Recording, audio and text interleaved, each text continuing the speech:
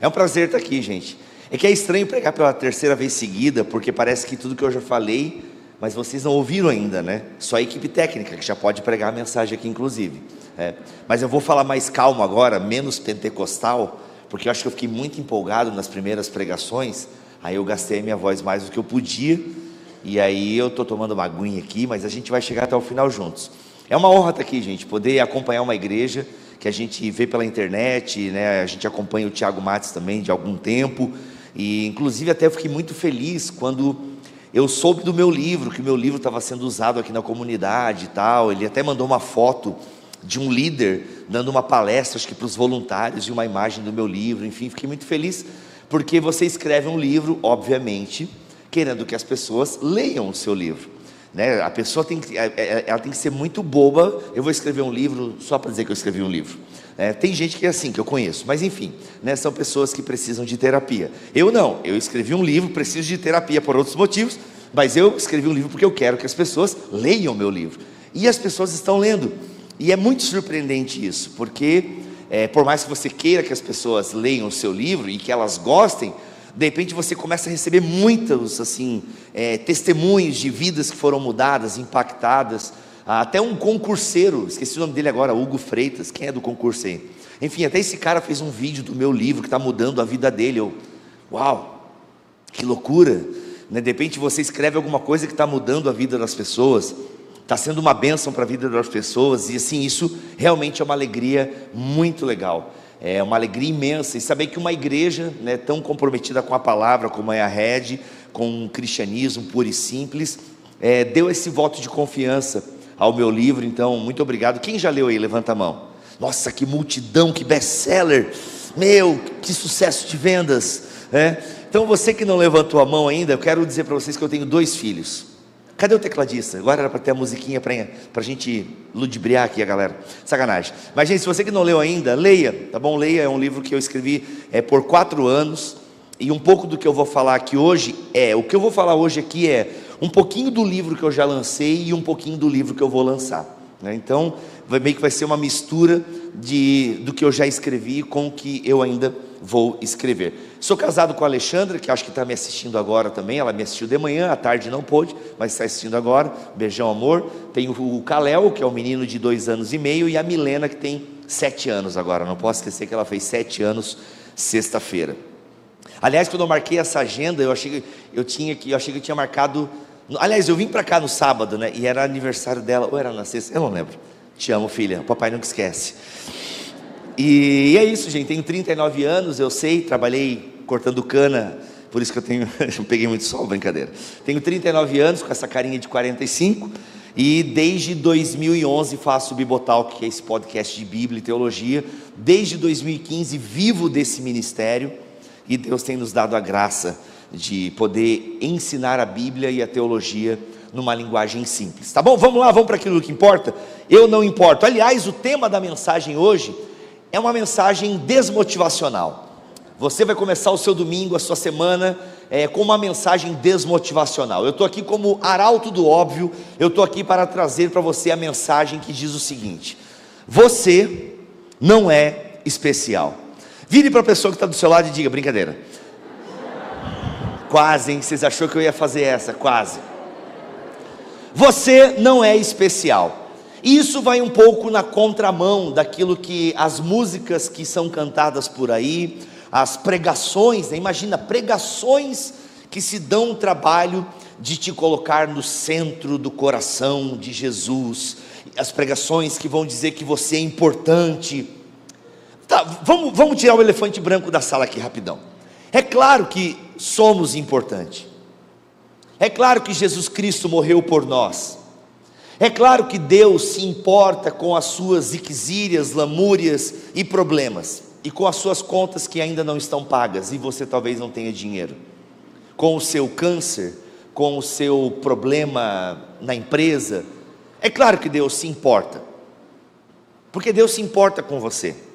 Agora, o motivo pelo qual Deus se importa com você não é você propriamente dito, e é por isso que eu digo que você não é especial.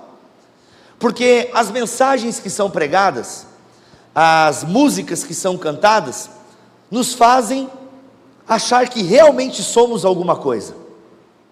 E aqui eu abro um parênteses para elogiar a fotógrafa, você que bateu as fotos dos outros cultos. Muito bom, não sei, quem bateu a foto, eu fiquei até bonito nas fotos. As mensagens que são cantadas, que são pregadas, elas de alguma forma nos fazem sentir especial e que somos o centro de uma atenção divina, e esperamos que Deus a todo momento nos trate como filho querido.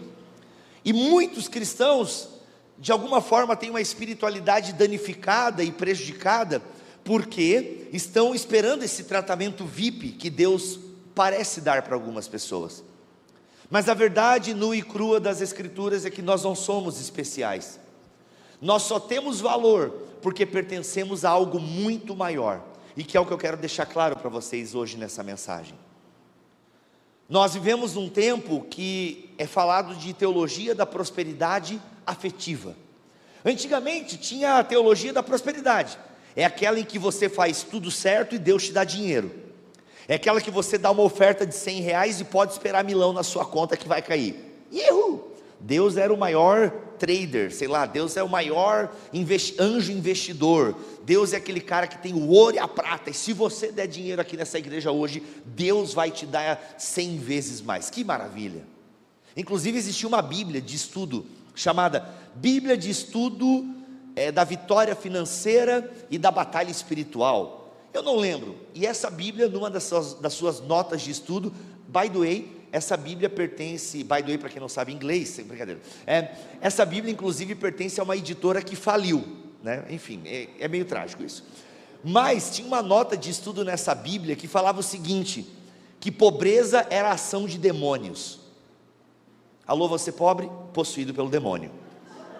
Pode ser, né? O demônio entra também em pobre, né? Ainda que eu acho que ele está mais na galera rica, mas, brincadeira, gente, tá? O demônio entra em pobre também. Agora, dizer que pobreza é do demônio, numa Bíblia de estudo, é muita pataquada, né? É uma falta assim, enfim, é horrível. E falando mesmo que nós nascemos para vencer, que nós vamos comer o melhor dessa terra, que você não é cabeça, que você não é cauda, mas é cabeça, essa coisa toda.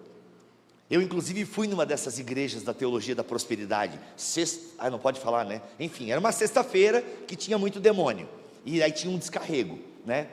Quem é espiritual entendeu. Aí, e eu fui lá mesmo para julgar, me julguem. Eu fui lá como um teólogo mesmo, aqueles bem babaca que só vai na igreja para julgar os outros. Esse fui eu, aquele dia, naquela sexta-feira, na cidade de Curitiba, a capital do Paraná. Inclusive o Apocalipse vai começar em Curitiba, agora eu entendo por quê. Segundo o Henrique Cristo, né? Segundo o Henrique Cristo, o Apocalipse vai começar em Curitiba. Então, eu fui lá, e mano, era assim, uma coisa absurda mesmo, a lavagem cerebral em cima do povo. E assim, a cereja do bolo da tragédia teológica foi o pastor apontando para a gravata dele, dizendo: Deus me deu essa gravata, Deus me deu essa gravata. E você vai pegar essa gravata e vai colocar no seu currículo e você vai arrumar um emprego. Você vai pegar essa gravata, vai colocar no canto do seu escritório, a sua empresa vai prosperar. E aí o cara foi falando todos os artifícios mágicos daquela gravata. E aí sim, meus amigos e minhas amigas, o inesperado aconteceu. Ele começou a cortar a gravata. Eu pensei, cadê o noivo e a noiva? Porque eu já quero dar o 10 pila, né? Que a gente só dá 10 pila. Porque a gente já deu presente, né? Sacanagem esse negócio de gravata aí. Aí tem um sapato agora também, para de explorar os convidados. Aí eu, sério que o cara está cortando a gravata? Mano, e o cara cortando a gravata, e o primeiro pedaço começava com R$1.000. E sim, tem uma pessoa que é contratada já da igreja para levantar, né? Para gerar aquele efeito manada, que daí levanta o contratado para dar R$1.000, e aí depois vai a galera dos 15, 20, 100, por aí vai, né? Tinha até pedaço por R$1 para pegar a massa mesmo.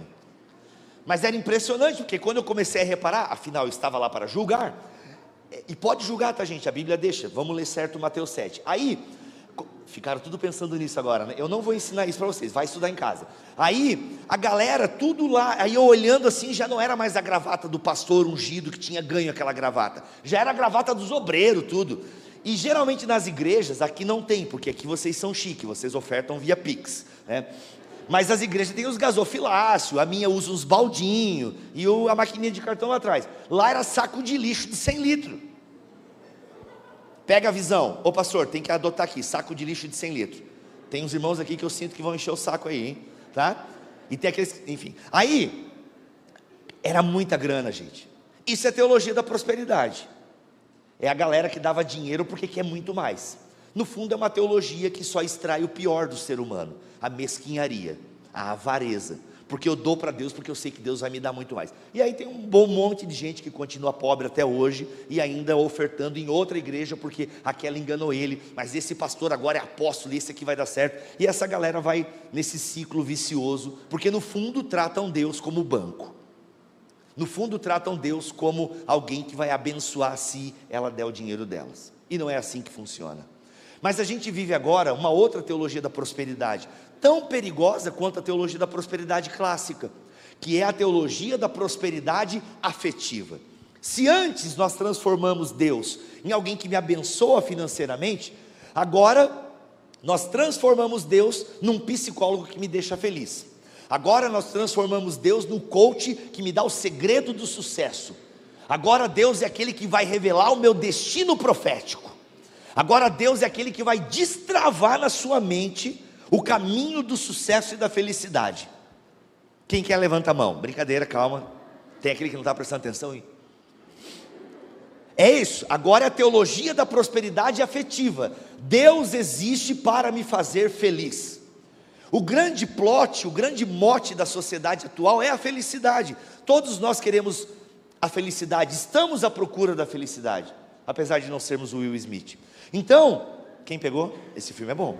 Aí, a gente está assim, todo mundo quer ser feliz, a gente quer se dar bem, a gente quer um Deus que se importe com as minhas mágoas, um Deus que se importe com os meus problemas, que me faça feliz, que mude a minha vida, que vire meu cativeiro e por aí vai. Eu quero um Deus que me faça feliz. Acontece que não existe essa promessa na Bíblia para a felicidade aqui. O que existe é a paz, que excede todo o entendimento. E essa paz, ela pode acontecer em meio à guerra, ou ela pode acontecer em meio àquela segunda-feira chata que você vai encarar o seu chefe chato. Ou talvez você seja o chefe chato. Não seja. É isso. No mundo vocês terão aflições. Pega essa promessa aí para vocês. Vocês não são especiais. Não existe pessoas especiais no meio do povo de Deus. Vamos ler Romanos capítulo 12, versículo 3. Com base na graça que recebi, dou a cada um de vocês a seguinte advertência: não se considerem melhores do que realmente são. Antes, sejam honestos em sua autoavaliação, medindo-se de acordo com a fé que Deus nos deu. Primeiro que Paulo está falando na carta que nós somos salvos pela graça, que o que nós merecemos é o inferno, é a ira de Deus, não há um justo sequer, e que a gente só é salvo pela fé. Paulo está construindo isso: quem me livrará do corpo dessa morte? Aquilo que eu quero fazer, sabe esse versículo? Aquilo que eu não quero fazer eu vou lá e faço, porque eu sou contrário à tua lei. Aquilo que eu devia fazer eu não faço. Paulo vem construindo a nossa miséria. Essa construção teológica de Paulo é o que? É a nossa fé. A nossa fé, não é só um sentimento de confiança em Deus. Fé, na Bíblia, é conhecimento, é aquilo que eu sei de Deus, é aquilo que eu sei de mim perante a palavra de Deus. Fé então é um conhecimento que eu tenho de Deus, e quanto mais eu conheço Deus e conheço a sua palavra, mais eu percebo que eu sou digno do inferno. Não existem pessoas boas diante de uma Bíblia aberta. Sabe aquele seu amigo, aquela sua amiga que você olha e fala assim: meu, que pessoa legal, maravilhosa, bom marido, boa esposa, nossa, faz ação social, ajuda cego a atravessar a rua, meu, que pessoa legal, no trabalho todo mundo gosta dela, e meu, que pessoa excepcional, cara, mano, só falta Jesus para ela. Pessoas legais vão para o inferno também, porque se falta Jesus, falta tudo. Nós precisamos nos avaliar então de acordo com a fé que a gente recebe, e a fé que a gente recebe é uma fé que mostra que nós não somos importantes. Tudo que Deus faz na Bíblia é para construir um povo. Tudo que Deus faz na Bíblia é por causa de um povo. Não é por causa de mim, não é por causa de você, é por causa de nós. Quando eu me avalio e eu me meço de acordo com essa fé, eu entendo que eu não devo me considerar melhor do que realmente eu sou. Não estou dizendo agora que a gente tem que ter uma autocomiseração e se achar o cocô do cavalo do bandido, eu não sou nada, ó céus, ó terra, eu não valho nada. Não, não é isso, para a gente também se sentir o pior, um lixo, não é isso. Mas ei, seja menos.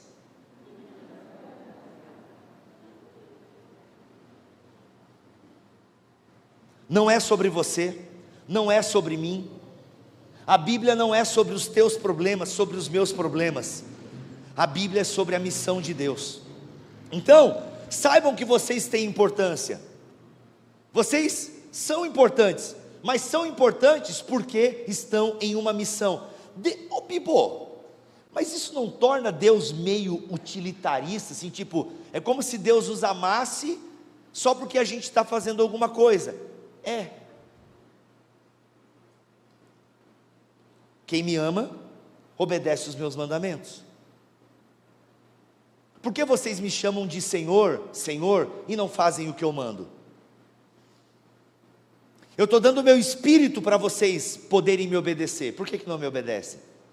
Porque no fundo a gente está preocupado. Senhor, qual é o teu chamado para mim? Senhor, qual é a tua vontade para a minha vida? Senhor, a gente está fazendo oração de criança.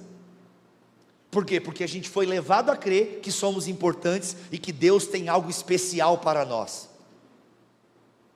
E Ele não tem. Deus não vai aparecer para você como Mufasa apareceu para o Simba. Simba. Seria massa Deus aparecer. Bibo, mas eu ouvi uma história. Que legal que aconteceu com alguém. É 0,01% do povo de Deus que Deus faz uma coisa extraordinária para chamar a atenção do caboclo ou da cabocla. Porque em 99% dos casos, Deus deu a sua palavra e a sua revelação. Leia e obedeça. Porque só essa simples ação, ler e obedecer, vai consumir toda a sua vida. Só essa atitude do coração em ler a palavra e se submeter à palavra, já irá consumir a sua curta existência nesse mundo.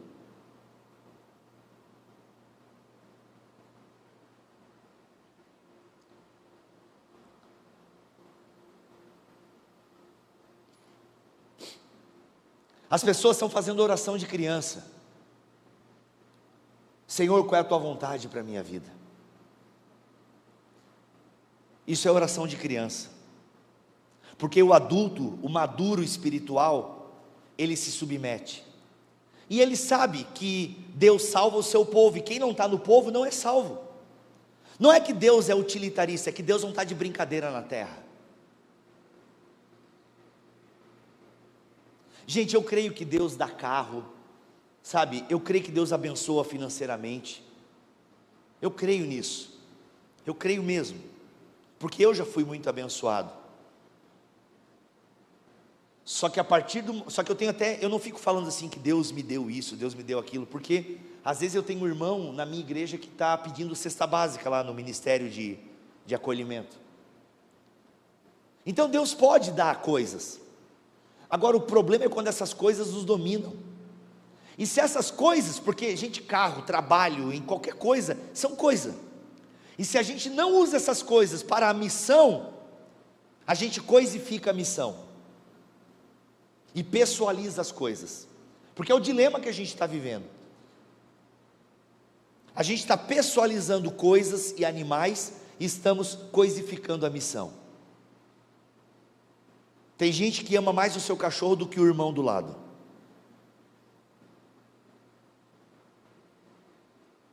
Tem gente que já gastou mais com o seu animal de estimação do que já ofertou na igreja.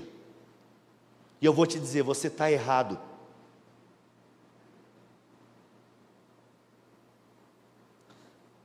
Deus está construindo um povo. Deus não tem um propósito para o teu CPF. Deus tem um propósito para o teu povo, para o seu povo. Deus não tem um propósito para o seu CPF. Ele tem um propósito para o seu povo. Tudo o que acontece no seu CPF, todas as bênçãos, todas as virtudes, tudo que você tem, se não for usado para a construção de algo maior que Deus está fazendo, é barulho, é falta de ler 1 Coríntios 13. E se você não sabe o que está escrito em 1 Coríntios 13, e é crente há mais de um ano, sinta-se envergonhado por não saber 1 Coríntios 13. Nesse momento agora, sinta vergonha de você. Agora, se você é novo convertido, não precisa saber, ainda que Renato Russo cantava 1 Coríntios 13, numa adaptação de Monte Castelo, mas tudo bem. Porque nós precisamos é do óbvio, meus amados. Eu estou aqui como arauto do óbvio. O meu livro, ele está vendendo bem, apesar da maioria que não ter lido, né, esses irmãos, que vergonha isso. Mas o meu livro o pessoal está gostando, por quê? Porque ele é curto e óbvio.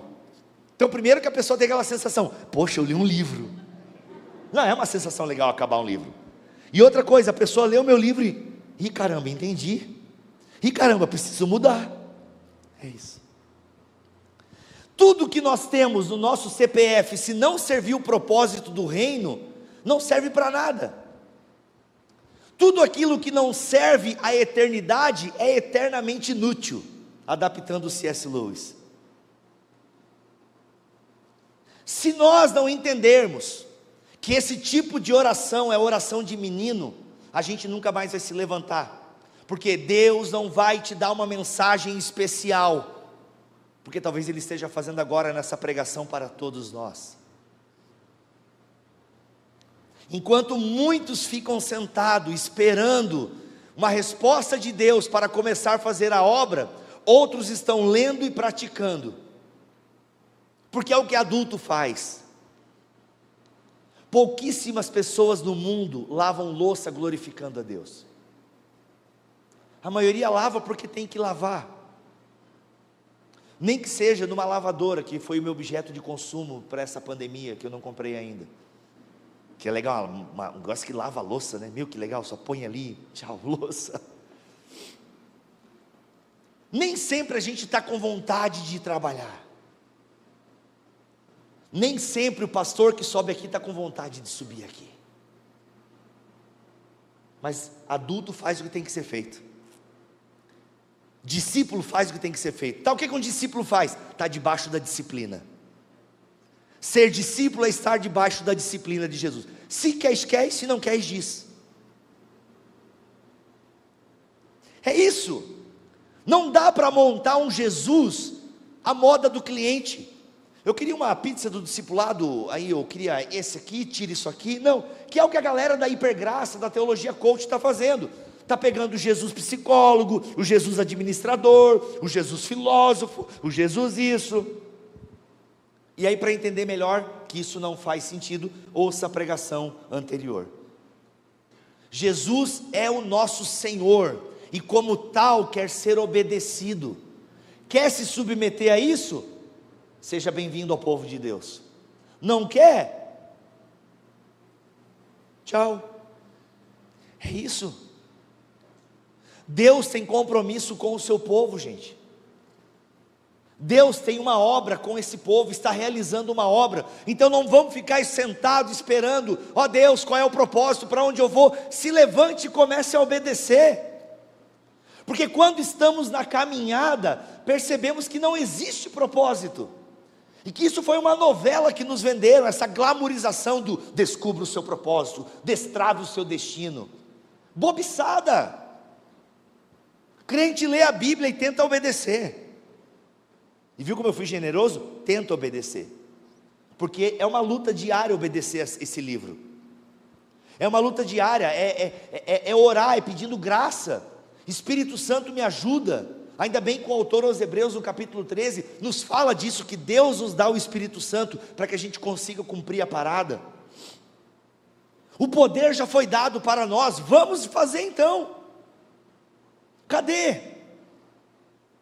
A gente fica espiritualizando uma coisa que é simples, glamourizando uma coisa que não tem glamour. Não existe glamour no discipulado, gente. É carregar a cruz, é caminhar em direção à morte, até que Ele venha. É isso. Não existe propósito, é só a vida 22. Ó, Deus está ligando para alguém aí. Esse é alguém especial. Brincadeiras à parte, gente, de fato algumas pessoas parece que elas têm um negócio diferente mesmo. Se a gente vai ler a história dos avivamentos, até mesmo entre nós, assim, tipo, alguém parece que Deus levanta, mas sempre que Deus levanta um CPF, é para abençoar um CNPJ.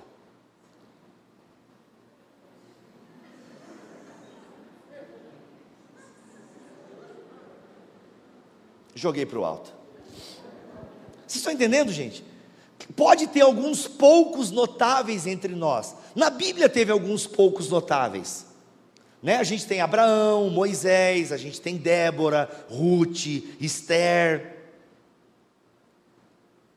E a gente tem mais alguém, ó. E a gente tem Trifena e Trifosa, que a maioria de vocês não sabe que está na Bíblia. Mas foi alguém importante, que a gente não sabe nada.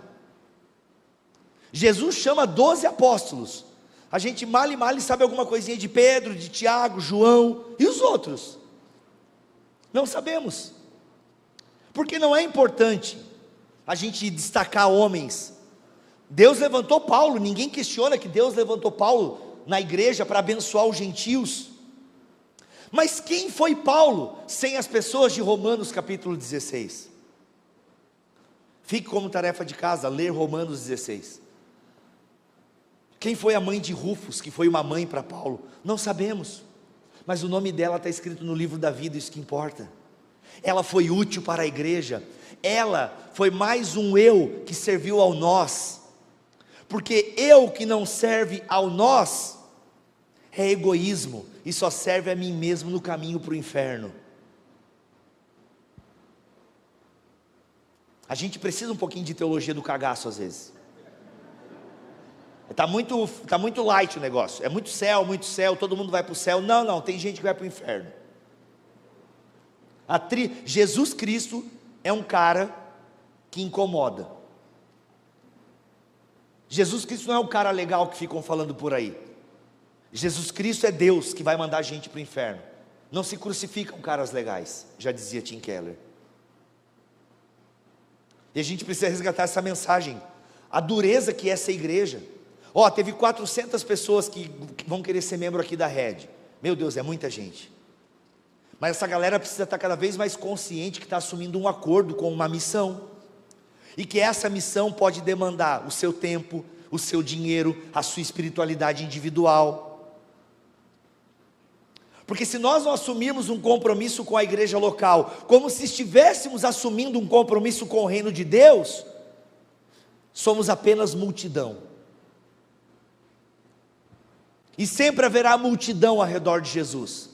Multidão que quer ouvir as suas palavras, que quer as suas curas, os seus milagres, mas não querem o compromisso com a cruz.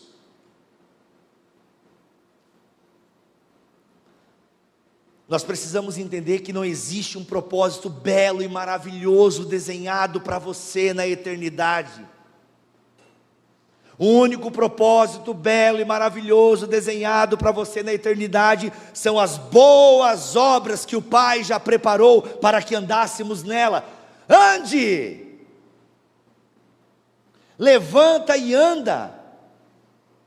E aí você vai descobrir que o propósito é a caminhada, que não existe um propósito, que a caminhada é o propósito. Os cristãos são aqueles do caminho, aqueles que andam na verdade. Gálatas 2,14, esse texto é maravilhoso. Aqueles que andam na verdade, isso é maravilhoso. Nós fomos chamados como povo eleito, Podemos ler na primeira carta eu pulei algum slide, o pessoal do slide me odeia já, é a terceira vez que eu erro, é que eu nunca fiz isso, é muito chique. Isso, essa parte.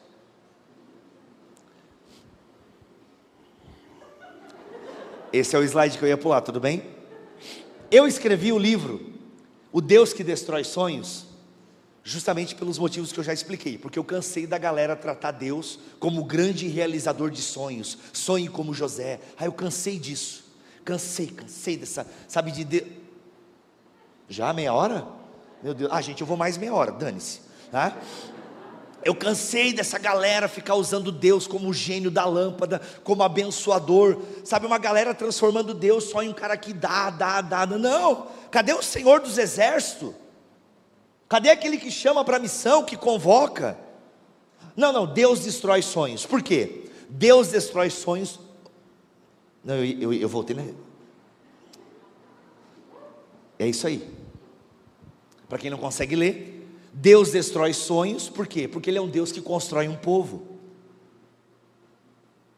Então assim, o pessoal achando que Deus está preocupado com detalhes, é claro que Ele se preocupa, gente, mas sabe, o pessoal dá uma ênfase demasiada em Mateus 11, 28, vinde a mim. Não, gente, o Mateus 11, 28 até pode ser usado para a gente falar para as pessoas que estão realmente cansadas, sobrecarregadas, realmente o mundo não está fácil, aquela coisa toda, mas o crente tem que focar no versículo 29, o crente tem que focar no versículo 29, que é aprender de Jesus e tomar o jugo de Jesus. Tomar o jugo de Jesus é realmente o que o boi carregava, e é um fardo. O fardo é leve, mas é um fardo, e o caminho é estreito. É isso, gente, desculpa, mas é isso, é a simplicidade. É meio chato isso. É mais legal ser o centro do universo, é mais legal saber que Deus tem grandes planos e sonhos para mim, é mais legal, porque eu me sinto importante. A verdade é que você só é importante se fizer parte da construção de Deus, senão você é aquela palha descartada e queimada. Quem fez as regras não fui eu. 1 Pedro, e vocês também são pedras vivas. Vocês, plural, é tudo plural, gente. O Pai é nosso, é o nosso pecado, é o nosso perdão, é plural. Por quê? Porque Deus não tem compromisso com um ser humano, Deus tem compromisso com a humanidade. É plural. Vocês também são pedras vivas, com as quais um templo espiritual, a igreja, nós espalhados pelo Brasil, pelo mundo, um templo espiritual edificado. Deus está construindo um povo, uma edificação. Para quê? Olha, além disso são sacerdotes santos. Mulheres, irmãs, olha para mim aqui. Vocês são sacerdotisas. Homens, vocês não são só sacerdotes do lar, tem esse papo aí e tal, né? Não, vocês são sacerdotes do Deus Altíssimo. Aqui, ó. Existe uma crise de identidade. Olha, ó, viu? Caiu lá, ninguém morreu, tudo certo. Isso é Deus confirmando, isso no movimento pentecostal já era Deus, viu? Não, é só lá. Gente, existe uma crise generalizada de identidade. Quem sou eu? Sabe, o que Deus quer de mim? As pessoas vivem essas crises porque não leem a Bíblia. A verdade nua e crua é essa, porque a Bíblia já diz quem eu sou. Eu sou quem dizes que eu sou. Tem uma música assim, né? Ré maiúsculo, toca aí, brincadeira. Nem existe essa nota, né? Tá, todo mundo tem que entender de música agora. Eu fiz teologia e pulei a parte de salmos. Aí, sacerdotes santos, por meio de Jesus Cristo, oferecem sacrifícios espirituais agradáveis a Deus, ou que agradam a Deus. O que é oferecer sacrifício espiritual, gente? Porque vocês já aprenderam nessa igreja que não existe nada que a gente possa fazer que vai fazer Deus nos salvar. Jamais poderemos trocar boas obras por salvação. Não, somos salvos pela graça. Somos salvos pelo amor de Deus, que acreditem, não é incondicional. Aqui que o negócio pega. É aqui que a igreja se perde muitas vezes. O amor de Deus é incondicional até o momento em que Ele oferta a salvação para pessoas que não merecem, não tem condição. Abraçou esse amor, pega 10 mandamentos para você, querido. Pega o sermão do monte para você, querida. Eu espero sim que o meu povo me obedeça, diz o Senhor. E Ele, como é que então? Mas eu não troco boas obras por salvação. Afinal, eu estou lá no Egito, Deus me libertou, e eu estou agora indo para Canaã. Salvação, é de graça. Agora tem o que? A obediência do povo a essa lei. Sacrifícios espirituais, é a minha vida queimando, é a minha vida sendo cultica, é a minha vida espelhando aquele que me chamou. Sacrifícios espirituais é a negação diária do meu eu em prol do nós. Sacrifícios espirituais é a negação do meu eu em prol do nós. É isso? Versículo 9. Vocês, porém, são povo escolhido. Olha que coisa linda, gente. Claro que você é importante, você é escolhido. Vocês são um reino de sacerdotes, sacerdotisas também. Vocês são a nação santa, separada. E aqui é bonito, olha só que coisa linda, gente. Propriedade exclusiva de Deus. O autor tira essa ideia dos reis, que guardavam um tesouro particular, que iria com ele para a eternidade. Nós somos o tesouro particular de Deus, que vamos para a eternidade com Ele. Nós somos tesouro de Deus. É isso que você é isso que eu sou. É por isso que no meio do povo eu descubro o meu propósito. No meio do povo eu começo a caminhar. Porque quando eu estou numa igreja que envolve, e parece ser o caso da Red, eu vou sendo envolvido, gente. Eu vou caminhando. E aí eu vou perceber que eu tenho talento para isso, que eu não tenho para aquilo. Aí eu vou descobrir que algumas pessoas, Deus deu 10 talentos. Para algumas pessoas, Deus deu 10 talentos. Para outras, Ele só deu 1. Talvez você seja essa pessoa que só ganhou 1. Tudo bem. O importante é não enterrar esse talento e ficar com a bunda na cadeira, mas fazer esse talento prosperar para o reino. Todos aqueles que se aproximam de Jesus são dinamizados pelo Espírito Santo, recebem poder do Espírito Santo para fazer o quê? Aqui, ó. Assim vocês podem mostrar, ó, o sacrifício espiritual aqui. Assim vocês podem mostrar às pessoas como é admirável, como é grandioso, como é maravilhoso aquele que o quê? Aquele que os chamou das trevas para a sua maravilhosa luz. O problema é que a maioria do povo evangélico, por estar focado nas coisas dessa terra, por estarem focados no bem-estar físico, espiritual, por estarmos com os focos nos lugares errados, os nossos olhos não brilham mais diante dessa verdade do Evangelho, de que nós estávamos em trevas e Ele nos mandou para a sua maravilhosa luz. Os nossos olhos não brilham mais diante da grandeza que é a salvação do Calvário.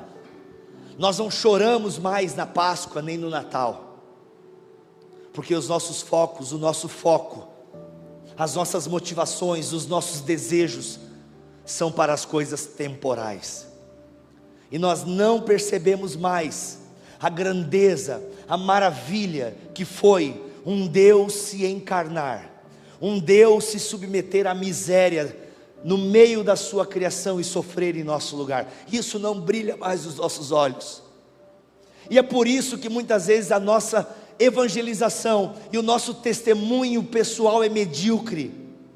Medíocre ainda é bom, porque medíocre é na média, às vezes é patético. E muitas vezes nos ancoramos na igreja que congregamos, porque o máximo que conseguimos falar para as pessoas é: ei, vem lá na minha igreja, vamos lá na minha igreja, porque não podemos apontar para a nossa vida.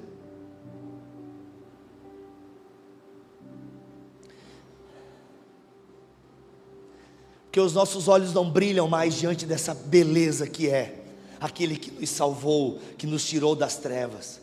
Se isso não for o suficiente para você entender que você é importante, que você é especial, toda essa mensagem travestida de autoajuda não vai ser suficiente. O buraco continuará na sua alma, e você continuará um crente acomodado, que não faz parte daquilo que Deus está fazendo no mundo.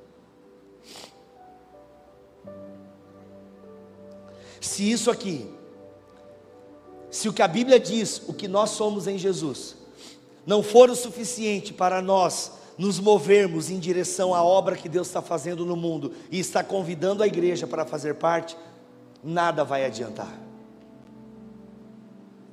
Que o Senhor nos ajude, que o Senhor nos ajude a entender que não passamos de servos inúteis. Lucas 17, fica como tarefinha de casa também, Romanos 16 e Lucas 17, e eu acertei o slide. Lucas 17, que a gente venha compreender que não passamos de servos inúteis. Quando a cruz for o parâmetro que julgamos todas as coisas, quando eu olhar para o meu próximo e perceber que ele é maior do que eu, quando eu entender a missão, as minhas diferenças, as minhas indiferenças, as minhas preferências, tudo isso vai sendo diminuído.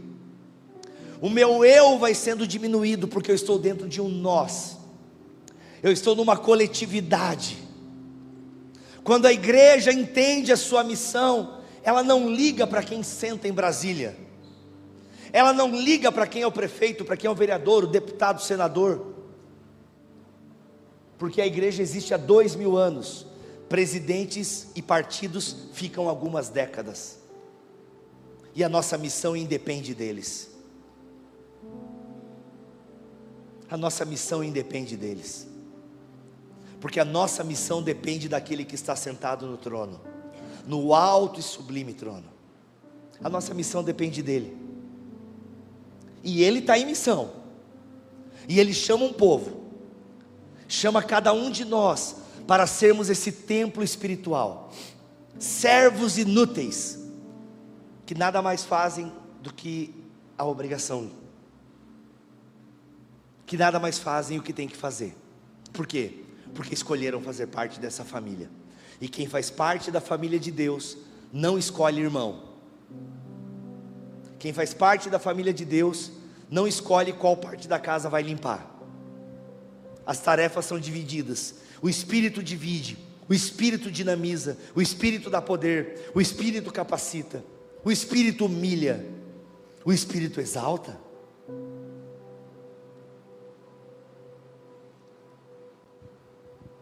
Que o Senhor nos ajude. Coloque-se de pé, vamos orar.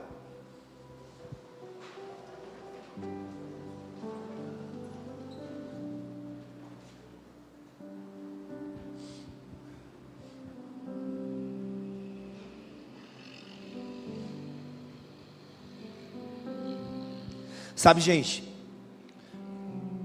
essa mensagem, ela bate em mim primeiro. Talvez você esteja achando eu meio cruel com as palavras, e talvez sejam palavras cruéis mesmo, diante de egos tão fofinhos, diante de egos tão massageados, diante de um cristianismo tão antropocêntrico, onde o homem está no centro e não mais a vontade de Deus, diante de um cristianismo em que as pessoas têm posturas infantis, em que as pessoas têm posturas escapistas, escapam da responsabilidade, porque sabe o que tem que fazer. Mas a gente tem que parar de ficar perguntando para Deus e para os outros o que a gente tem que fazer. A gente tem que começar a ler a Bíblia e se colocar à disposição. Quem me ama obedece os meus mandamentos. Quem me ama estuda essa palavra. Quem me ama estuda o livro sagrado, porque sabe que é Ele que nos dá o norte e a direção. E tudo que eu faço no meu particular, é para servir ao próximo, é para servir a igreja, é para servir a missão. Curve sua cabeça. Pai, em nome de Jesus, nos perdoa porque a gente esqueceu que somos peregrinos nessa terra. Pai, nos perdoa porque as coisas desse mundo realmente nos seduzem. Senhor, nos perdoa porque as coisas desse mundo não nos fazem pensar na eternidade. Os nossos planos e propósitos que muitas vezes construímos não contemplam a eternidade. Nos ajuda, Espírito Santo, a entendermos que somos parte de algo muito maior que as nossas dores e que as nossas alegrias. Nos ajude a entender, Espírito Santo, que fazemos parte de uma missão. Nos ajude a entender, Senhor, como o tijolinho, como essa pedra, como uma comunidade, como uma igreja que tem algo em comum, e esse algo em comum é Jesus. Não importa se somos ricos ou pobres, não importa o time que torcemos, ou o partido político que escolhemos, o importante é que todos nós estamos em Cristo. E todas as coisas e todas as nossas preferências, se não servirem à missão da coletividade, não passa de orgulho e vaidade. Em nome de Jesus, nos ajuda, Senhor, a sermos servos inúteis, que apenas te obedecem, e são alegres por isso. Traga alegria no nosso coração, Senhor, por fazermos o óbvio. Traga alegria ao nosso coração, por sermos aquilo que tu pede para a gente ser, que é muito difícil, mas que tu dá o teu Espírito Santo na caminhada. Ajude-nos a sermos aqueles do caminho. Ajude-nos a sermos aqueles do caminho. E que a gente possa ter o nosso olho espiritual aberto. Abra os olhos do nosso coração, para que enxerguemos o abatido ao longo do caminho. Para que enxerguemos aquele que precisa de um ombro amigo. Para que possamos levar as cargas uns dos outros, e assim cumprir a lei de Cristo, como manda a tua palavra. Ajude-nos, abençoa, Senhor, essa igreja, nessa cidade, abençoa, Senhor, os líderes, todos envolvidos no ministério. Obrigado, Senhor, porque desse culto sairá a ajuda para o ministério infantil, que está carente, está precisando de pessoas envolvidas nesse ministério. Obrigado porque eu tenho certeza, Senhor, que o teu Espírito Santo incomodou aqui irmãos e irmãs que vão sair da inércia e da imaturidade espiritual e vão começar a andar no caminho. Obrigado, Jesus, porque tu vai voltar para nos buscar. Obrigado porque tu vai voltar para buscar o teu povo, e nós ansiamos por esse dia. Mas enquanto esse dia não chega, nós temos mais uma segunda-feira, nós temos mais um dia. E não importa, Senhor, e não importa como é esse dia, como é essa semana, nós viveremos para a tua glória. Se é para chorar, vamos chorar para a tua glória. Se é para sofrer, vamos sofrer para a tua glória. Se é para se alegrar, vamos nos alegrar para a tua glória. Sabemos que existe tempo para todas as coisas, e que em todas as coisas sejamos mais que vencedores, em ti, em nome de Jesus, amém e amém. Deus abençoe todos vocês, queridos.